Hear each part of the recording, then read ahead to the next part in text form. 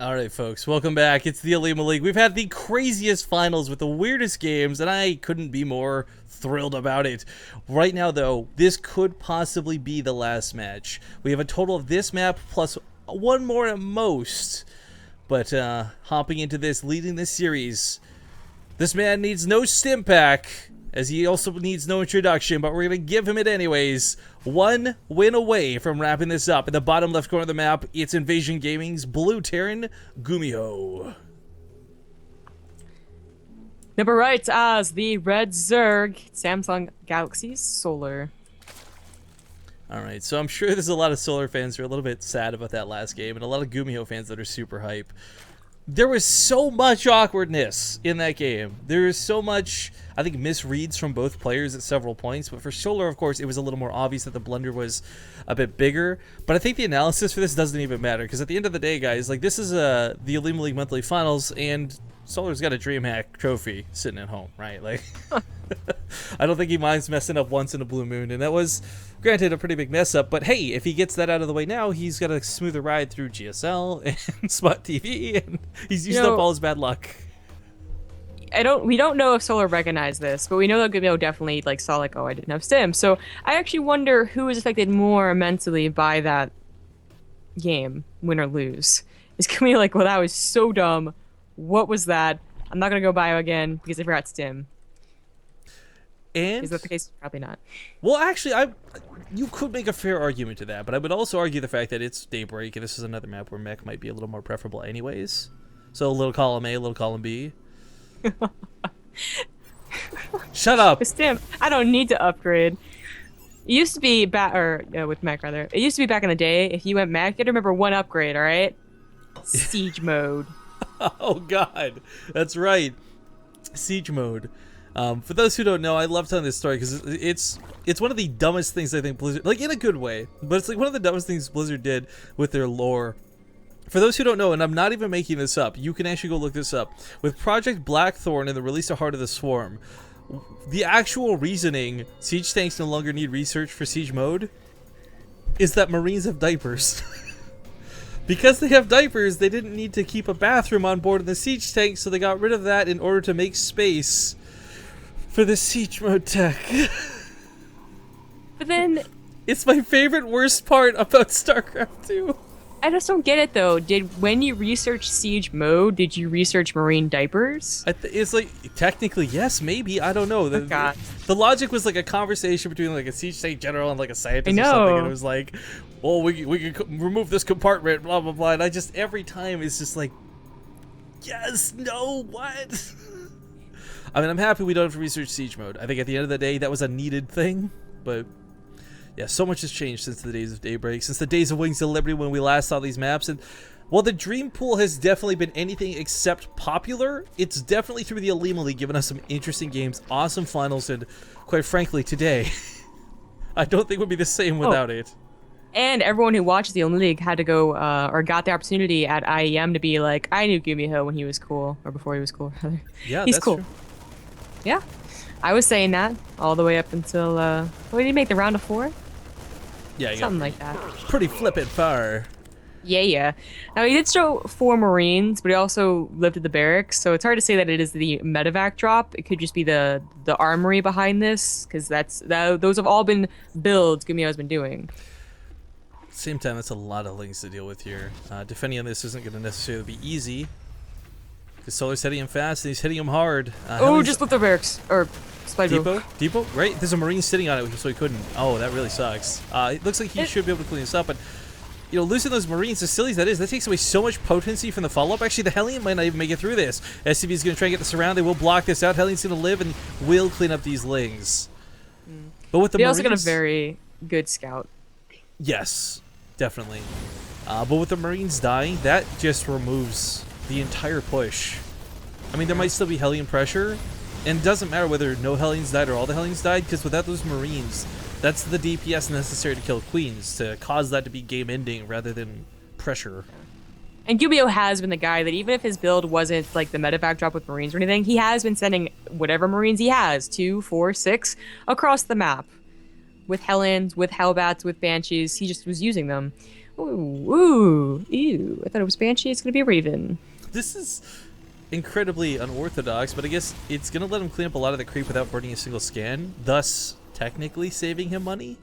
I know that he's done this before, and we always like think about, oh, what is he gonna do with this? Is he gonna like auto turret harass? Is he gonna clear up the creep with a push?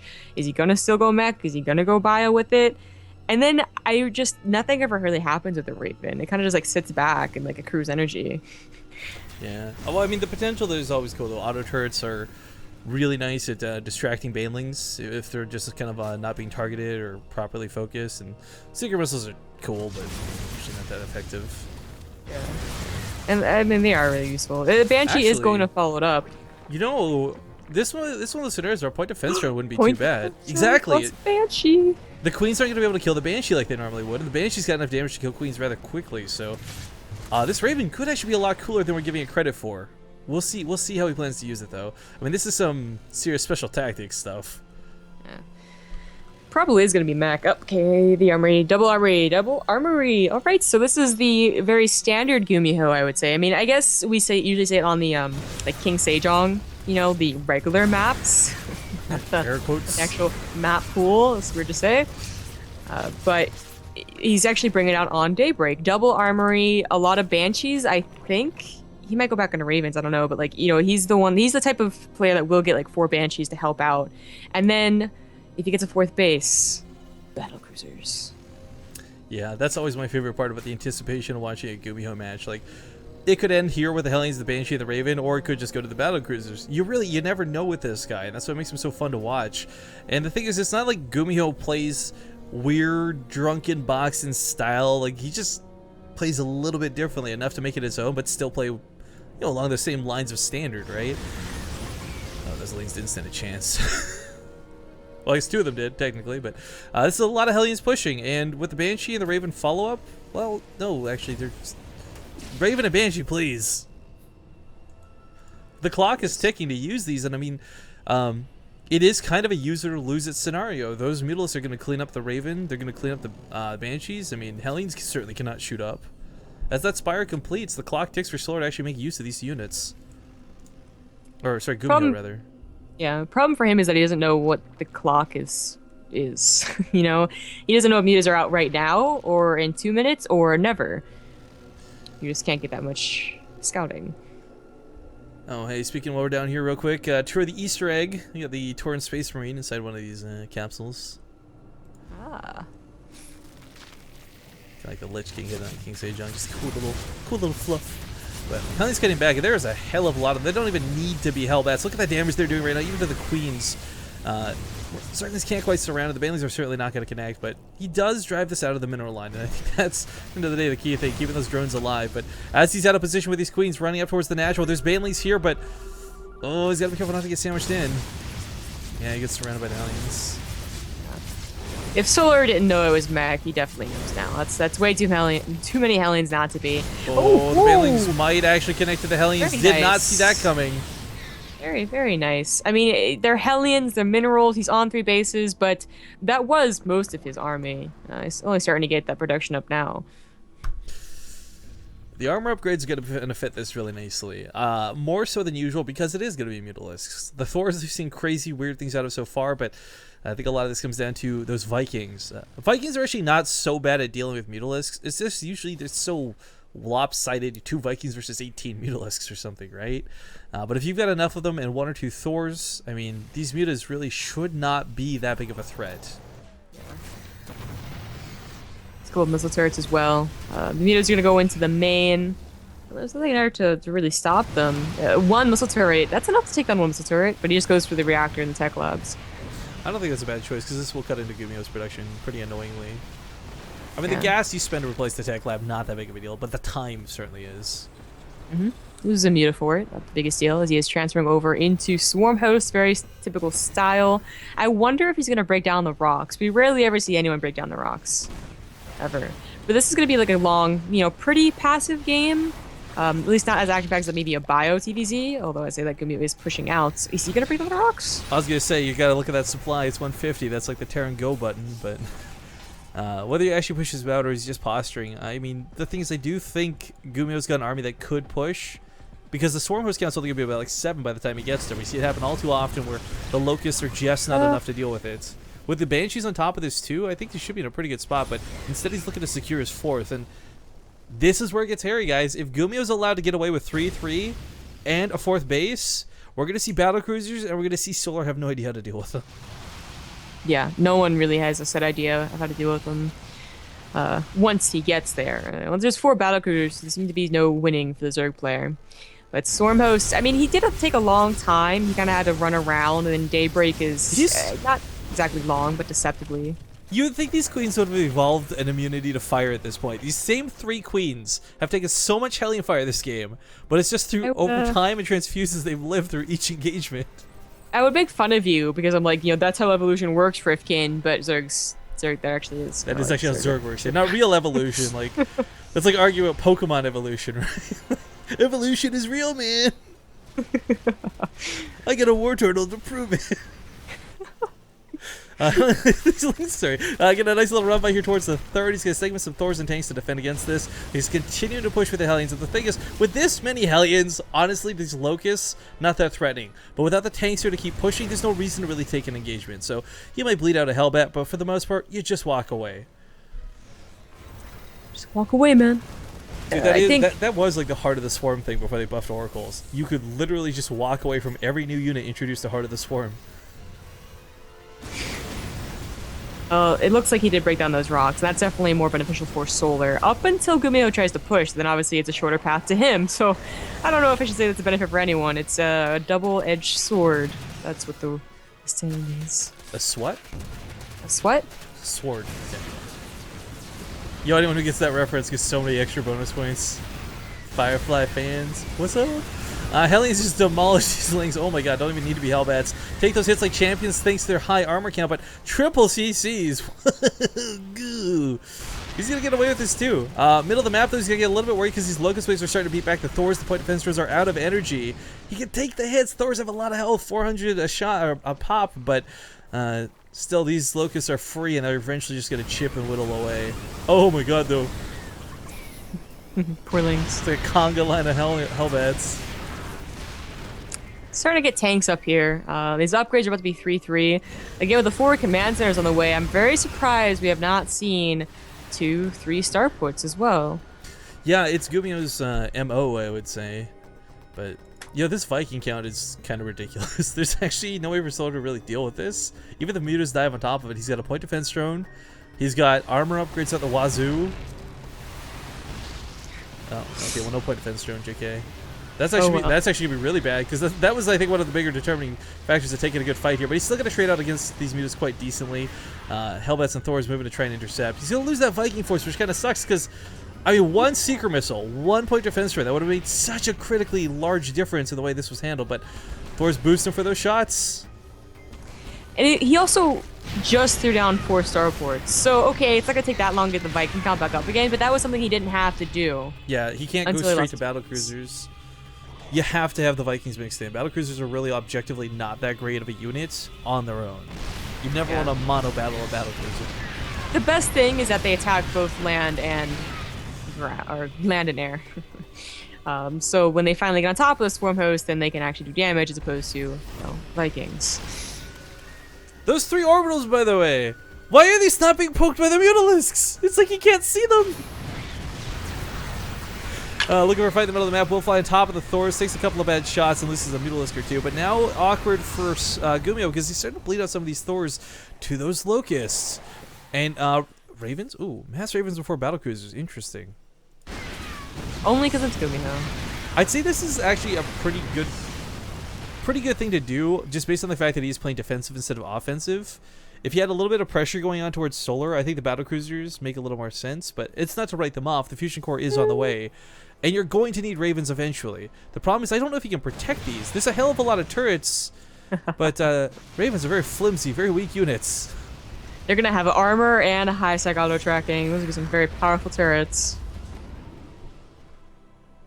You can see Gumiho trying to tell where the meters are going to go. Solar does invest into a second Spire, so I think he realizes he's going to have to get upgrades on those. Ooh, Solar distracts in the middle while some Banelings try to roll by, but Gumiho saw this, intercepts with the Hellbat, or the Hellions. Wow. Ultras are not going to be helpful against battlecruisers, if you didn't know. Just FYI. Really, the most helpful thing for Solar is getting Vipers and Spore Crawler walls. Okay, so he'll attack the naked command center, but not the 3 orbit. Well, if he doesn't have any command centers at the location of mining, it doesn't matter how many orbitals he has, right? I disagree because of the way mules work, but okay, sure. So we do have those battlecruisers on the way, and here's I think one of the key things about battlecruisers. Beyond everything that you know as far as damage, attacking up and down, whatever, Yamato Cannon is actually pretty fantastic at dealing with pretty much everything, even Ultralisks. It won't one-shot an Ultralisk, but he'll take it down to be like 100 health. Oh, 200? What's a Yamato? It's 300 damage or 400. Either way, we'll find out in a sec. The point is, though, he's going to be able to use these battlecruisers against everything. Oh, just, I guess this is on purpose. Yeah, good control of the force.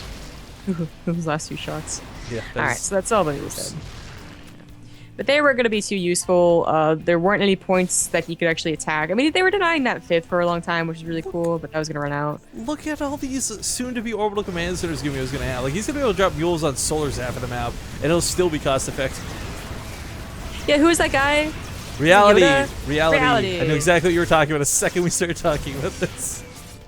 Yeah, that guy made too many orbitals. 20, I think, was the end result. Something crazy like that, but let's see, what's Yamato Cannon hit for? 300, there you go. So it takes the Ultras down to like 200 health, whatever. The point is to bypass his armor, was what I was trying to get at for that. So whether it's hitting a Swarm Host, a Spore Crawler, dealing with Corruptors, I mean, quite frankly, this is Gumiho's sweet spot. This is where we've seen Gumiho take on some of the best Kespa players out there, some of the best players. I mean, like, we've seen Rogue, we've seen Life, we've seen so many people fall firsthand to Gumiho playing mech. And that's almost always on Deadwing, but same difference here. You're on 4 bases, and that's kind of the mix. That's the ingredients to the Gumiho pie. The only time we've seen this be killed once it reached, like, the... Okay, well, never mind. There's actually an attack going down. Good blinding clouds, but the battlecruisers... The battlecruisers don't care. No, and neither do the Thors as they back away. They shred the Ultralisk. Let's not forget just how hard Thors hit, guys.